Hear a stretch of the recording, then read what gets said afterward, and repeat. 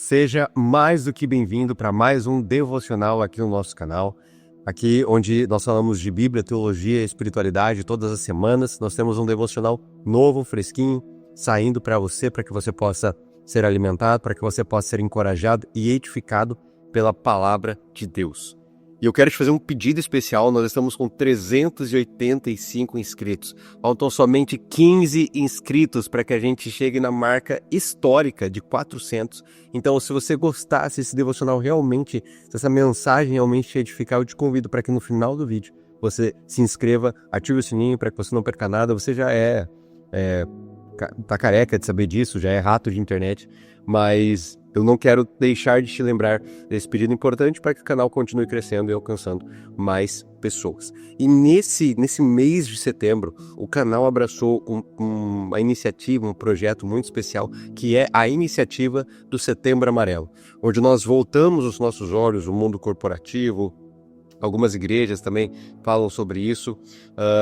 Nós abraçamos os olhos do mundo, os olhos da nação estão voltados para essa temática importante, para essa discussão relevante que é saúde mental, ansiedade, que é a depressão. Tanto os índices de saúde mental têm cada vez, os índices de doenças emocionais têm subido cada vez mais, e eu quero apresentar o Evangelho como uma resposta para isso.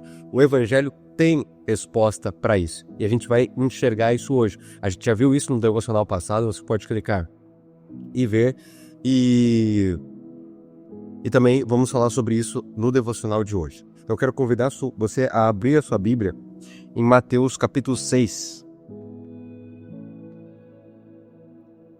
A nossa reflexão está entre os versos 25 e os versos 34. Porém, eu quero começar do 22 para que a gente esteja melhor situado onde está o texto. Sei que já é uma leitura bem longa, mas eu quero alongar ela um pouco mais para que a gente se situe o contexto na qual esse texto foi escrito. E aqui diz assim, a partir do 22. Os olhos são a candeia do corpo. Se os seus olhos forem bons, todo o seu corpo será cheio de luz. Mas se os olhos forem maus, todo o seu corpo estará cheio de trevas. Portanto, se a luz que está dentro de você são trevas, que tremendas trevas são. Ninguém pode servir a dois senhores, pois odiará um e amará o outro, ou se dedicará a um e desprezará o outro. Vocês não podem servir a Deus e ao dinheiro. Portanto, eu lhes digo, e aqui começa a ênfase da mensagem de hoje. Portanto, eu lhes digo, não se preocupem com a sua própria vida, quanto ao que comer ou beber, nem o seu próprio corpo quanto ao que vestir. Não é a vida mais importante que a comida, e o corpo mais importante que a roupa? Observem as aves do céu, não semeiam, nem colhem, nem armazenam em celeiros, contudo o Pai Celestial as alimenta. Não tem vocês muito mais valor do que elas? Quem de vocês, por mais que se preocupe, pode acrescentar uma hora que seja à sua vida? Por que vocês se preocupam com roupas?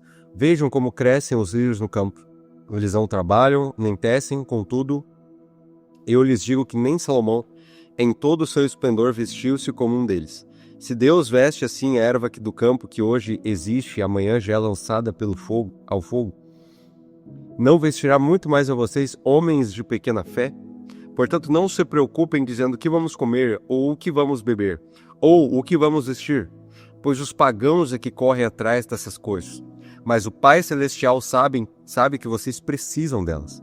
Busquem, pois, em primeiro lugar o reino de Deus e a sua justiça, e todas essas coisas lhes serão acrescentadas. Portanto, não se preocupem com o amanhã, pois o amanhã trará as suas próprias preocupações. Basta para cada dia o seu mal. E acho que nesse ponto a gente já podia encerrar o devocional por aqui. Porque o texto ele é extremamente claro. O contexto na qual ele está situado é o sermão de Cristo, o sermão do monte, na qual ele dedica basicamente o caminho final ali desse sermão, um sermão bem famoso, utilizado e estudado até por pessoas de outras religiões, ateus, filósofos. Sermão realmente muito significativo. E ele vai dando ali o caminho final do seu sermão com este ensino. sobre as preocupações do dia a dia. Então, o Evangelho, ele tem sim uma preocupação com o nosso dia a dia. Ele é uma mensagem de salvação, ele é uma boa notícia, as boas novas de que Cristo veio e morreu no nosso lugar, ressuscitou e prometeu que iria voltar, e nós estamos esperando. O Evangelho é tudo isso, mas ele também se expressa, ele também se interpõe, ele também se inclina para as nossas preocupações do dia a dia. E nós encontramos isso, por exemplo, no ensino de Cristo. Porque Cristo está dizendo assim para você e para mim: não se preocupem com a sua própria vida. Essa parte do ensino que se dedica às preocupações da vida já começa com essa sentença, já começa com essa tratativa. Não é assim, olha, se vocês puderem não se preocupar, seria melhor.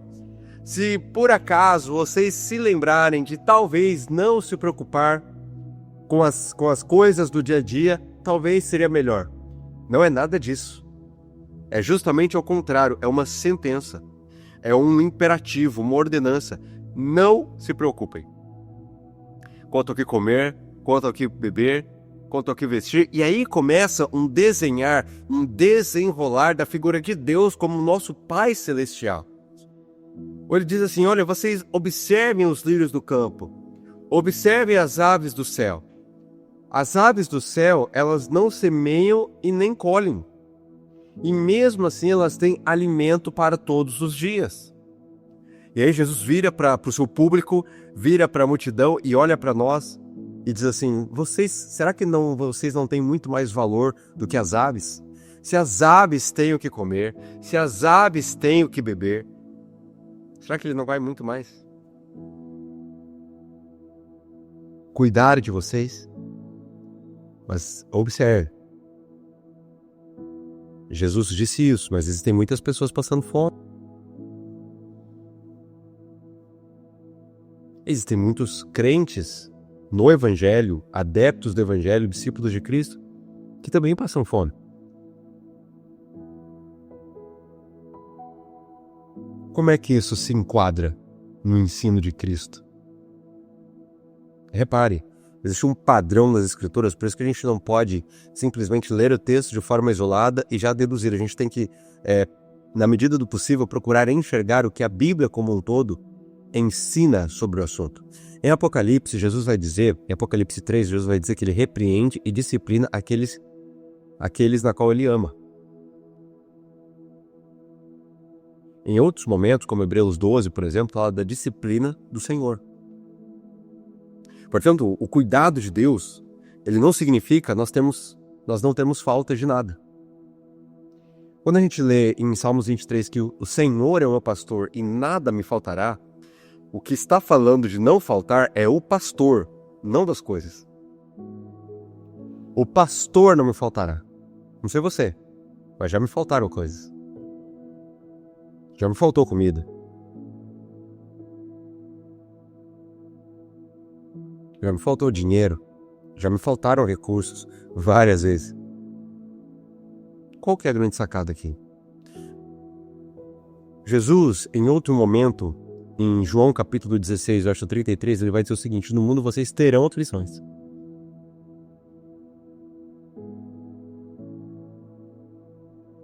O que Jesus está dizendo e enfatizando é o cuidado do Pai Celestial. E não uma vida distante dos problemas. Quando ele diz que os pagãos é que se preocupam com essas coisas, Jesus não está fazendo um voto de negligência com as necessidades básicas da vida. Ou um voto contra o trabalho.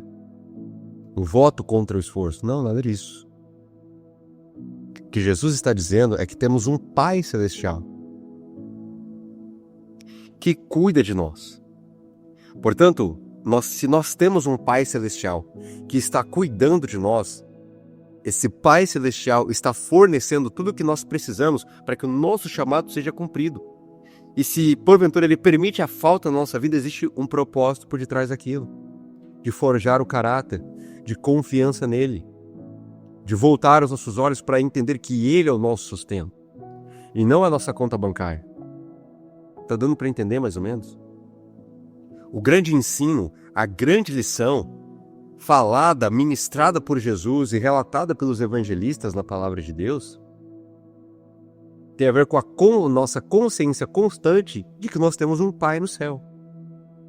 É isso. Se Ele cuida das aves e dos lírios do campo, será que Ele não está cuidando de nós?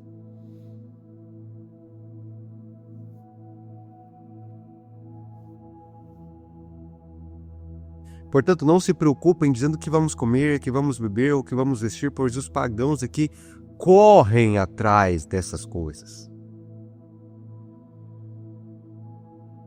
Mas o Pai Celestial sabe que vocês precisam delas. Esse correr atrás dessas coisas tem a ver com um estilo de vida totalmente pautado na necessidade.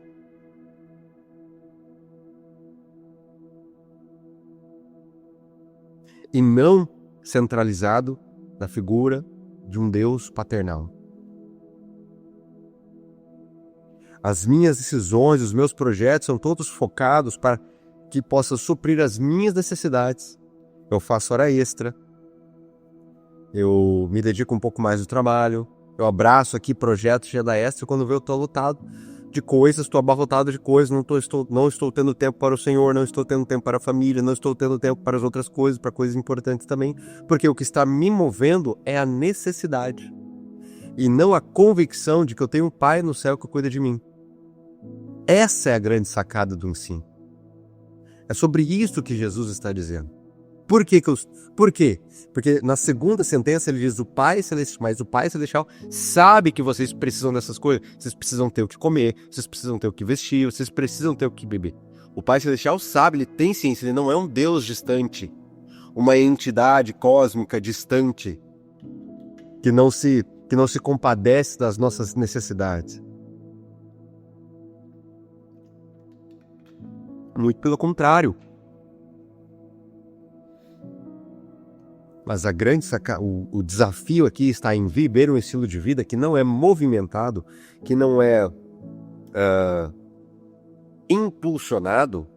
propulsionado para somente as nossas necessidades, e sim movido debaixo de um propósito, ainda que vez ou outra, uma necessidade ou outra, fique para trás. E o verso 34 vai dizer, o verso 33, muito famoso, eu quero ficar um pouquinho nele também. Busquem, pois, em primeiro lugar o reino de Deus e a sua justiça, e todas essas coisas lhes serão acrescentadas. Não sei você, mas este texto não é sobre prioridades. Inclusive, a palavra prioridade não existe nem no original grego e nem no original hebraico. O que Jesus está dizendo não é que você tem que acordar no primeiro momento do seu dia e fazer o seu devocional logo, para que aí então as coisas sejam acrescentadas. O Senhor não quer se resumir a simplesmente uma lista de prioridades do nosso dia a dia, da nossa rotina. É importante o devocional? Sim. Tanto que eu estou gravando isso aqui para você. É importante o tempo com o Senhor? É importante o tempo no secreto? Sim.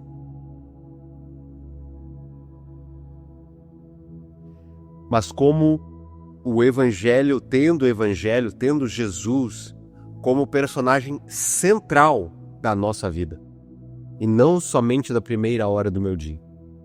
Então eu termino meu devocional e o Senhor Jesus continua sendo o centro do meu trabalho, do meu lar, do ministério na igreja, do meu estudo, da minha faculdade, do meu relacionamento com os meus filhos, do meu relacionamento com o meu cônjuge, do meu relacionamento com os meus amigos. O Senhor é o centro desse canal. Buscar em primeiro lugar o reino de Deus tem a ver com centralizar a figura de Deus em cada aspecto da nossa vida e não reduzi-lo a somente uma lista de prioridades. Não, no devocional aqui, aí o café da manhã aqui, aí a academia aqui, aí o trabalho aqui. Não. Você pode até fazer o devocional no início do dia. Inclusive é o momento que eu faço, é o momento que eu separo. Mas isso não pode morrer ali. Aquele ensino bíblico, aquilo que o Senhor te disse nesse devocional, ele vai continuar alimentando e sendo o centro da sua vida em cada aspecto, em cada momento. Eu levo o Senhor para onde eu vou. Eu incluo em cada decisão a ser tomada. Ele quer ser incluído na gestão da sua empresa. Ele está disposto a ser incluído na gestão do seu lar, do seu ministério, onde for. Uma entrega total ao Evangelho, a Cristo, a sua mensagem, a sua obra, tem a ver sobre isso. É sobre isso. Portanto, não se preocupem com o dia de amanhã. Quantos de nós vivemos somente projetando o futuro, pensando em N possibilidades do que irá acontecer? E a gente nunca consegue viver o agora. E o convite de Cristo é para que a gente viva o momento presente. Cada dia vai ter ali os seus desafios, cada dia vai ter as suas próprias preocupações. Basta para cada dia o seu mar. No Evangelho nós encontramos poder, direção, resposta, para que a gente viva uma vida no presente, tendo Deus como esse personagem central da nossa história, rendidos a Ele, convictos da sua paternidade e do seu cuidado, na qual eu não deixo de me esforçar, não deixo de correr, não deixo de trabalhar, não deixo de avançar, mas debaixo da consciência correta, não movido por uma necessidade, mas sim pelo propósito para o qual Ele nos designou, Ele nos separou. Essa é uma das grandes chaves para que a gente possa lidar com a ansiedade que hoje nos assola tantas pessoas, mesmo dentro da igreja.